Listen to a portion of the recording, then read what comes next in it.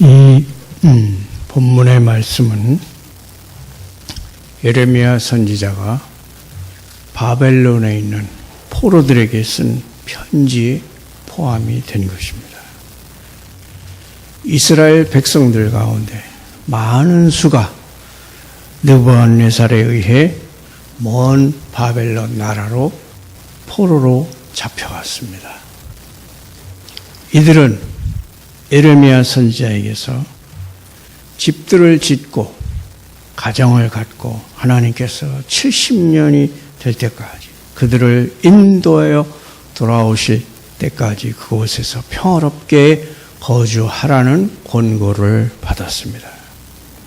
그들은 끊임없이 반역을 도모하고 계획하였습니다. 반면에 예레미야는 그들이 하나님의 보내심을 받아 바벨론에 온 것은 그들의 유익을 위한 것이라고 안심시키면서 그들에게 이제 거하게 된 그 성읍의 평안을 구하라고 가르치며 때가 되면 하나님께서 그들을 다시 그들의 땅에 돌아오게 할 것이라고 약속하였습니다.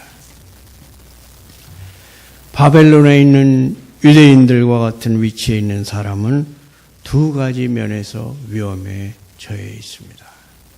즉, 거짓된 희망에 마음이 부풀어서 어리석은 기대에 떨어지게 되거나 아니면 절망에 빠지고 아무 희망이 없으므로 우울하고 부패한 민족이 되어 회복에 부적합하고 하나님께서 인류 역사에서 그들에게 정해주신 역할을 할 수 없게 될 것입니다.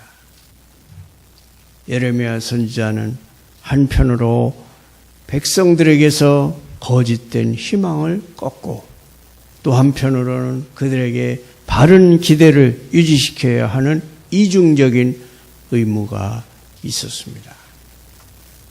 그래서 선지자는 백성들에게 하나님께서 약속하신 것과 다른 어떤 것을 기대하지 않도록 주의를 시켰습니다. 백성들이 하나님께서 이미 약속하신 것을 성취되기를 기대하도록 일깨웠습니다. 우리가 하나님께 간구하는 것은 하나님께서 행하시지 않을 수 있지만 하나님께서 약속하신 것은 반드시 행하시리라는 것을 확실히 명심해야 합니다.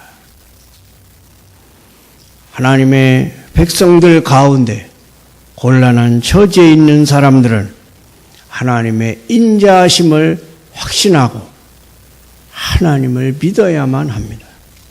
비록 그들의 시련이 혹독할 수 있지만 그들을 향한 하나님의 생각은 선하십니다. 먼저 자기 백성들에 대한 하나님의 생각을 살펴보겠습니다. 하나님께서 자기 백성을 생각하시고 그들에 대해 생각하신다는 것이 주목할 만한 사실입니다. 예레미야 31장 3절에 하나님께서는 내가 영원한 사랑으로 너를 사랑하기에 인자함으로 너를 이끌었다고 말씀하십니다. 본문에서 제시하는 중요한 점은 하나님께서 지금도 자기 백성을 생각하신다는 사실입니다. 하나님의 눈과 손은 끊임없이 자기 백성들을 향하여 있습니다. 하나님께서 우리에 대해 아주 깊이 생각하셨으므로 우리에 관한 모든 일을 정하셨고 모든 필요와 모든 위험에 대해 준비하신 것이 사실입니다. 그러나 하나님께서 우리에 대해 생각하기를 그치신 것이 아닙니다. 하늘이 땅에서 높음같이 그 생각이 우리의 생각보다 높으신 무한하신 하나님이 계속해서 우리를 생각하시는 것입니다. 다윗은 시편 40편에 나는 가난하고 궁핍하오나 주께서는 나를 생각하시나이다 라고 말합니다. 우리는 친구들이 자신을 생각해 주는 것을 좋아합니다. 사실 생각은 사람의 사랑의 핵심적 요소를 이룹니다. 하나님께서 바로 이 순간에도 여러분을 생각하신다는 이 사실을 기뻐하시기 바랍니다. 여호와께서 우리를 생각하셨고 지금도 우리를 생각하십니다. 하나님은 여러분을 생각하실 뿐만 아니라 여러분에 관해서도 생각하십니다. 하나님은 자기 백성을 결코 잊지 않으십니다. 자기 백성들을 하나님의 손바닥에 새기셨기 때문입니다. 하나님께서는 온 우주를 다스리시지만 한순간도 자기의 사랑하는 백성들에 대한 생각을 거두시는 법이 없습니다. 하나님은 자신의 교회에 대하여 자신의 백성에 대하여 이렇게 말씀하십니다. 나 여호와는 포도원 지기가 되며 때때로 물을 주며 밤낮으로 간수하여 아무든지 이를 해치지 못하게 하리로다. 포로로 잡혀간 이 백성들은 하나님께서 자기들을 잊어버리신 것이 아닌가 하고 생각하기 쉬웠습니다. 그래서 하나님께서는 여기서 약속의 말씀을 되풀이하시고 하나님께서 그들을 생각하셨고 지금도 생각하신다는 사실을 거듭 말씀하십니다. 하나님의 말씀이 거의 과하다고 생각될 정도로 반복이 되는데 이는 하나님께서 그들을 위해서 행동하셨을 뿐만 아니라 지금도 여전히 그들에 대해서 생각하신다는 것을 자기 백성들이 알기를 바라는 마음에서 그렇게 하신 것입니다. 잡혀간 사람들에게 이 사실은 큰 위안이 될 것입니다. 하나님께서 자기 백성들을 위해 행하시는 것은 모두 깊이 생각하고 하신 일이었습니다.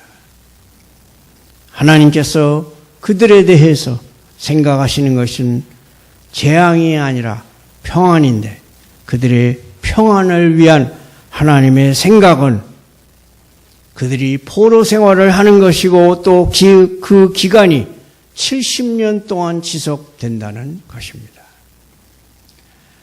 여러분 가운데 오늘 근심과 슬픔 가운데 있다면 그 일이 하나님의 사려 깊은 목적에서 여러분에게 보내진 것이라는 것을 의심하지 마시기 바랍니다. 어떤 사람의 진짜 신앙은 여지 확고한 의향과 깊은 생각에 있습니다. 하나님 편에서 생각 없이 하는 행동은 없다는 점을 기억해야 합니다. 하나님의 마음은 하나님의 손과 함께 갑니다. 하나님의 행동들에 하나님의 마음이 담겨 있습니다. 하나님은 자기 백성을 아주 소중히 여기십니다.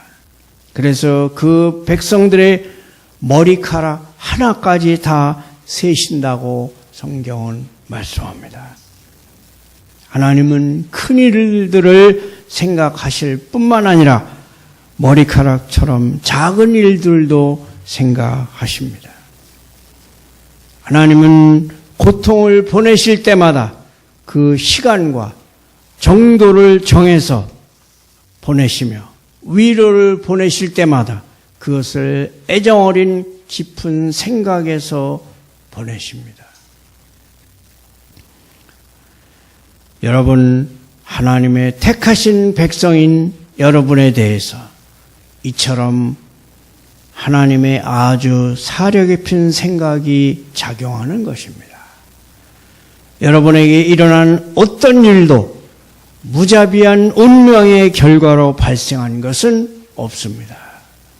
여러분의 모든 환경은 살아계시고 생각이 깊은 사랑하시는 하나님이 지혜로 정하신 것입니다.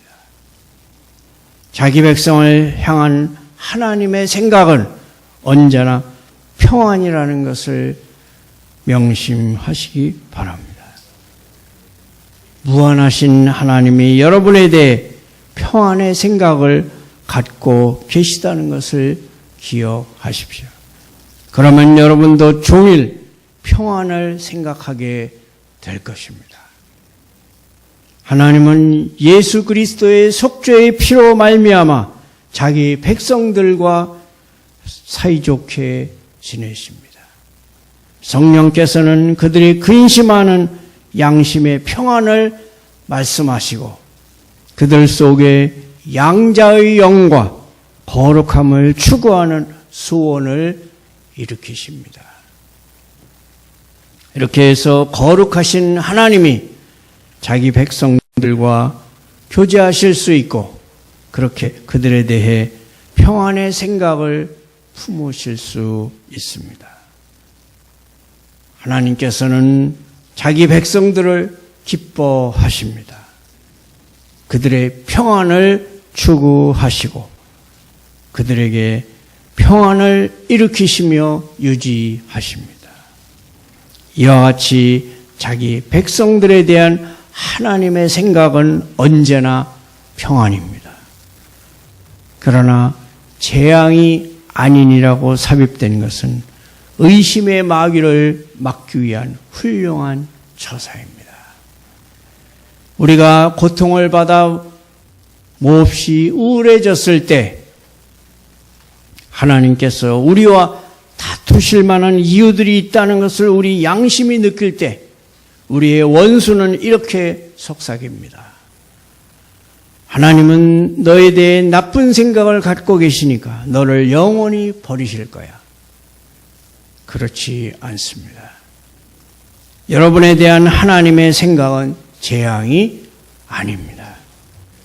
하나님께서 여러분의 죄는 미워하실지라도 여러분을 미워하시지는 않습니다. 하나님께서 여러분의 어리석은 행동들에 대해서는 미워하시지만 여러분의 변치 않는 친구입니다. 하나님은 여러분을 정결하고 거룩하게 만드시고자 하십니다. 그러므로 여러분을 목욕시키고 불로 세례를 주십니다. 화가 나서 여러분을 괴롭히는 것이 아니라 언약의 사랑으로 여러분에게 고통을 주시는 것입니다. 하나님께서 자기 자녀를 아무리 혹독하게 치셨을지라도 그것은 사랑의 손으로 때리신 것입니다. 여러분은 징계를 받고 매를 맞아 아플 수 있습니다. 그럴지라도 아니 그렇기 때문에 더욱 하늘의 은혜를 받은 사람일 수 있습니다. 여러분, 재앙이 아니니라는 이 말씀을 굳게 붙잡으십시오. 하나님은 자기의 택한 백성들에 대해 악한 생각을 품지 않으십니다. 하나님은 우리를 슬프게 하실 마음이 없고 우리를 구원하고자 하십니다. 하나님께서 우리에 대해 생각하시고 우리를 대하시는 것은 선을 위해서, 오직 선을 위해서입니다. 하나님의 생각은 모두 미래와 희망을 주도록 작용하고 있습니다. 하나님은 어떤 동기를 가지고 한 가지 목적을 위해 곧 하나님을 사랑하는 자들의 선을 위해 함께 작용합니다. 우리는 시작밖에 볼 수 없지만 하나님께서는 시작부터 마지막까지 한 번에 다 보십니다. 하나님은 현재 우리가 겪는 고통과 슬픔만을 아시는 것이 아니라 그 고통과 슬픔으로부터 장차 어떤 기쁨과 유익이 나올지도 아십니다. 하나님은 땅을 쟁기로 찢으시는 데에만 관심이 있는 것이 아니라 땅을 황금빛 추수로 옷 입히시는 데에도 관심이 있습니다. 하나님은 고통의 이후 결과들도 보십니다. 그래서 고통스러운 사건들을 복된 것으로 간주하시는데 이는 그의 백성들이 그 사건들로 말미암아 결국은 큰 행복에 이르기 때문입니다. 우리는 이 사실을 기억하고 기운을 내야 하겠습니다. 하나님은 자기 백성의 포로 생활에서 무엇을 이루려고 하셨는지 알고 계셨습니다. 우리의 경우에서도 하나님은 자신의 목적을 분명히 알고 계십니다. 그러나 우리는 그것을 알지 못합니다. 여러분이 처음부터 마지막을 볼 수 있다면 죄의 짐을 알게 되는 것을 기뻐할 것입니다. 이는 죄의 짐을 알게 됨으로써 여러분이 그 짐으로부터 쉼을 얻기 위하여 십자가로 달려갈 수밖에 없게 될 것이기 때문입니다. 이 슬픔이 여러분의 교만과 자기의 의를 죽일 것입니다. 이런 방식으로 하나님께서는 여러분에게 미래와 희망을 가져다 줄 것입니다. 끝으로 하나님의 백성들이 하나님께 대해 가져야 하는 합당한 태도에 대해 생각해 보겠습니다. 하나님께서 우리를 위해 행하시는 모든 일에서 어떤 목적, 곧 애정어린 목적을 가지고 행하신다면 우리는 하나님께서 선하게 여기시는 대로 모든 일을 하시도록 해야 합니다. 이제부터는 섭리의 하나님과 조금도 다투지 말고 주의 뜻이 이루어지이다 하고 말하도록 합시다. 어느 누가 자기에게 건강과 부와 무한한 행복을 이루어주겠다는 뜻을 거절하겠습니까? 히브리서 12장 5절은 이렇게 말씀합니다. 내 아들아 주의 징계하심을 경히 여기지 말며 그에게 꾸지람을 받을 때에 낙심하지 말라.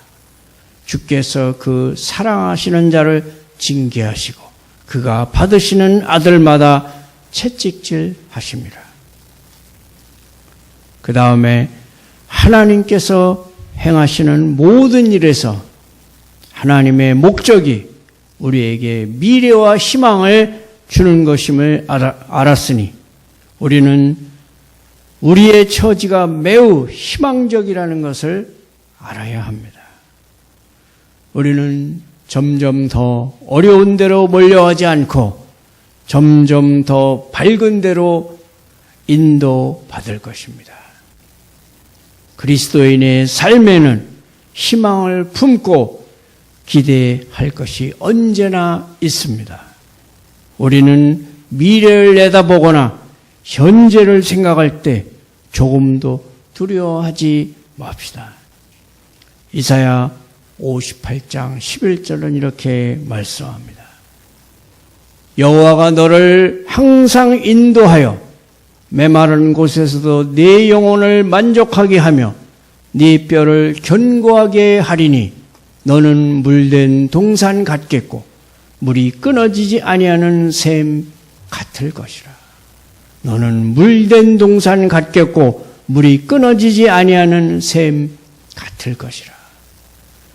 우리보다도 훨씬 더 물 부족 국가인 이스라엘 팔레스타인 땅, 물이 항상 부족한 그러한 곳에 물된 동산 같고 물이 끊어지지 않는 샘이라고 하는 비유는 얼마나 우리보다 훨씬 더 생생하게 다가오게 되겠습니까? 마지막으로 하나님과 우리의 관계는 끊임없이 기대하는 관계, 특별히 하나님의 약속들이 성취될 것을 기대하는 관계가 되어야 합니다. 본문 10절 말씀을 보십시오. 내가 나의 선한 말을 너희에게 성취하리라. 내가 나의 선한 말을 너희에게 성취하리라. 하나님의 약속은 선한 말씀입니다. 우리의 마음을 상쾌하고 기분 좋게 하는 정말로 선한 말씀입니다. 여러분의 마음이 기운을 잃었을 때, 바로 그럴 때 이 약속이야말로 정말로 선합니다. 주님께서 선한 말씀이나 선한 말씀만큼이나 여러분을 선하게 대하신다는 것을 믿으시기를 축원합니다.